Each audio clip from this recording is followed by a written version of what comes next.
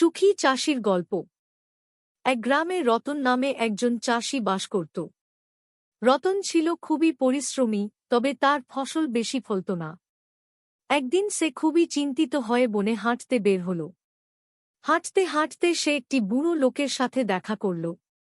বুড়ো লোকটি রতনকে জিজ্ঞেস করল, কি হলো বাবা, এত চিন্তিত কেন? রতন বলল, আমি খুব পরিশ্রম করি, কিন্তু ফসল ভালো হয় না। বুড়ো লোকটি বলল, তুমি কি তোমার কাজ ভালোবাসো? রতন অবাক হয়ে বলল, ভালোবাসি মানে? বুড়ো লোকটি হেসে বলল, যখন তুমি মনের আনন্দ নিয়ে কাজ করবে, তখন ফসলও ভালো ফলবে। ভালোবাসা দিয়ে করা কাজ সব সময় ফলদায়ক। রতন বাড়ি ফিরে গিয়ে আনন্দের সাথে ফসলের যত্ন নেওয়া শুরু করল।